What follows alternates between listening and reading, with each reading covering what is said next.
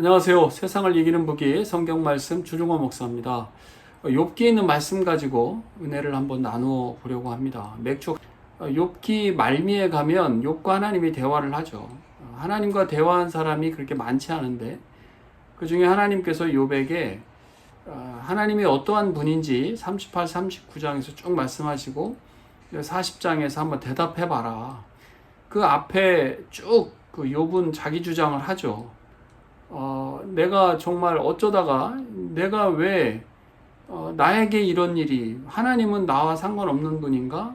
나는 버려진 사람인가? 아니면 분명히 하나님이 살아계신다면 또 사랑한다면서 왜 하나님이 나에게 이렇게 감당 못할 그런 어려움을 주시는가? 이건 정말 진지하고 가슴이 후벼 파지는, 날이면 날마다 잠을 이루지 못하는 그 고통 가운데 있는 그 탄식이죠. 그런 욥에게 하나님께서 내가 이러한 존재다라고 쭉 말씀하신 뒤에 답변해봐라. 네가 그렇게 주장했는데 한번 얘기해봐라 라고 했을 때 첫 번째 욥이 내놓은 반응은 할 말 없습니다. 입을 가립니다 라고 얘기해요.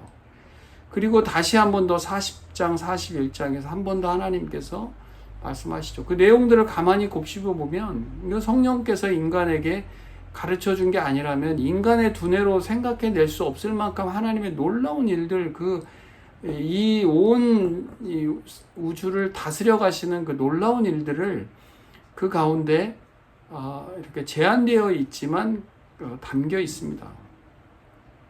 그리고 42장에서 이제 답변을 하죠.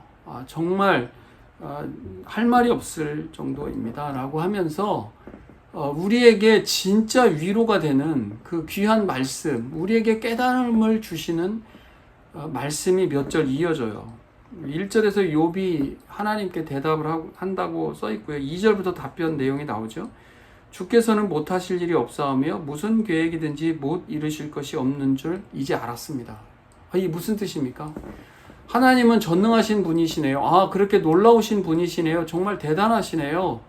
역시 우리와 다른 하나님이시네요 라고, 하나님은 전능하신 분입니다 라고 이야기하면 될 텐데 부정어로 시작해요. 못하실 일이 없다, 못 이루실 것이 없다. 이 무슨 뜻입니까? 지금 욥이 어떤 상태인가요? 만신창이가 된 그런 나이 든 사람에 불과한 거거든요. 그 사람의 입에서 지금 나오는 거예요. 못하실 일이 없으신 분이시고 무슨 계획이든지 못 이루실 것이 없다. 전능하신 하나님이다라고 하는 것과 약간 뉘앙스가 다르죠. 그 누구를 지금 염두한 거예요? 그 대상이 자신이에요, 자신. 나는 공의로우신 하나님을 주장하면서 왜 나에게 이런 일이 생겼습니까? 라고 주장할지 모르겠지만 하나님의 모든 다스림 가운데 그 말씀을 쭉 들은 그 욥의 입장에서는 나라고 해서 내가 하나님의 그 모든 그 일하심에 나라고 해서 예외, 나라고 해서 피해가야 되고 내가 하나님의 그 일을 해나가는 데에 내가 걸림돌이나 방해물로서 혹은 하나님을 못하게 하는, 그 일을 못하게 하는 존재가 될 수 없다라고 얘기하는 겁니다. 나 때문에 하나님께서 어떠한 것도 제한되지 않는 그런 분이다라고 하는 것을 이제 알았다라고 얘기하는 거예요. 이 놀라운 고백이죠. 왜 나에게라고 했었는데 왜 나에게는 그런 일이 생기면 안 돼? 라는 그 고백을 하는 거예요. 그 고백을 하는 그 욥의 마음은 어떠했을까요? 정말 그 하나님의 위대하심, 놀라우신 일들에 대한 피조물로서의 고백이다라고 저는 생각합니다. 본인에게 닥친 그 어마어마한 그 일보다도 더 크신 위대하신 하나님을 받아들이는 거죠. 그러면서 자신을 깨달아요. 그게 3절인데요. 무지한 말로 이치를 가르치는 자가 누구니까? 나는 깨닫지도 못한 일을 말하였고 스스로 알 수도 없고 헤아리기도 어려운 일을 말하였습니다. 하나님의 그 다스림, 하나님의 그 놀라운 일 가운데에 저는 그 놀라운 이치조차도 모르면서 제 주장만 했습니다. 이 세상 모든 만사를 운행하시는 그 하나님의 깊고 놀라운 경륜, 그 하나님의 다스림이 계신데 그거를 모르면서 자기중심적에서 쏟아냈던 그 일들을 하는 거죠. 그러면서 이제 하나님의 그 놀라우신 분임을 이젠 좀 더 체감적으로 알았기 때문에 이젠 꾸준히 하나님께 기도하는 삶을 살겠습니다 라는 말씀을 이어가는 거예요. 그게 내가 말하겠사오니 주는 들으시고 내가 주께 묻겠사오니 주여 내게 알게 하옵소서. 4절 말씀인 거죠. 이제 주님께 기도하고 꾸준히 하나님께 묻겠습니다. 하나님이 이 모든 다스림 가운데 저를 두시옵소서.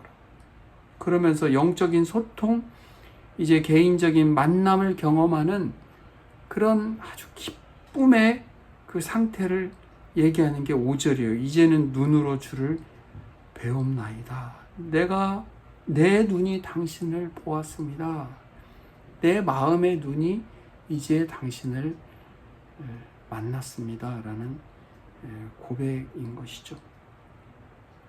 그러면서 이제는 두렵고 불안하고 원망스럽고 정말 공의롭지 못한 하나님이심에 대한 그 속상함, 차라리 내 생명을 이럴 바에야 가져가 주십시오라고 하는 그런 좌절 한탄, 이러한 것에서 이제는 정말 진정으로 이겨내는 것이죠. 그래서 마음의 정리가 다 돼요. 네, 그 표현이 이렇게 돼요. 그러므로 내가 스스로 거두어드리고, 이제 누그러뜨린다, 이제 받아들인다, 그런 뜻입니다. 티끌과 제 가운데서 회개하나이다. 이 회개한다라고 하는 말, 이제 제가 다 받아들이고 회복할 수 있습니다 라고 하는 뜻이에요. 이제는 뉘우쳤습니다. 이제는 위로를 받습니다. 그런 뜻이기도 해요. 우리는 회개라는 말로 표현했지만 위로를 받습니다라는 히브리어 그 내용도 있거든요. 이제 이 놀라운 반응인 거죠. 지금 욥의 상태는 어떻다라고요?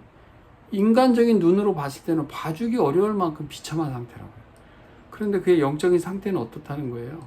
이제 하나님의 그 계획, 하나님 앞에 그 하나님의 놀라우신 통치하심 가운데 본인이 어떠한 존재인지를 주님 앞에 고백하는 것이죠.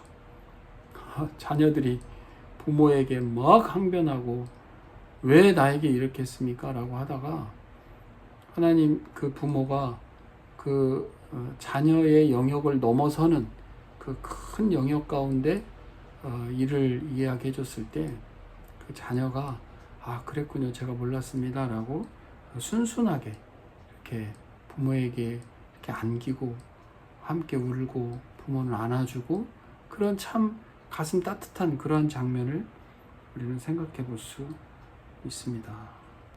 예수님은 어떠셨나요? 겟세마네 동산에서 성부 하나님께 기도하셨던, 정말 피할 수 있다면 피하고 싶은 그 고난의 잔, 그 십자가의 그 고통, 그 비참함. 그러나 예수님께서 그 일이 당신에게 필요했기 때문에 순순히 받아들이시는 거죠. 얼마나 힘드셨으면 피할 수 있으면 피하고 싶다라고 하는 그 고백을 우리에게 전해주셨을까요? 우리는 어떤 사람들이 겪고 있는 어려움을 함부로 얘기할 수 없습니다. 그럼에도 불구하고 하나님께서 그 놀라운 그 귀한 그 생명을 구원하시는 그 일 가운데 필요하신 일이라고 우리가 겪도록 하셨다면 못하실 일이 없습니다라고 그 순종의 단계로까지 우리가 나아갈 수 있는 것이죠. 그 다음에 정말 하나님을 뵙고 우리의 영 안에 하나님의 마음이 더 가득 찰 때, 그때서 우리는 감사가 나올 수 있는 것이죠. 우리가 정말 너무 가볍고 하찮고 비교를 통해서 하는 감사보다 진정으로 하나님을 만나는 감사, 그 감사 가운데 우리가 닥쳐 와서 겪었던 일들도 겪게 될 일들에 우리는 하나님께서는 못하실 일이 없습니다 라고 하는 그 고백을 우리는 해나가고 영적으로 교제를 이어가는 저와 여러분이 다 되시기를 주님의 이름으로 축원합니다. 세상을 이기는 북이 성경 말씀 주종호 목사였습니다. 감사합니다.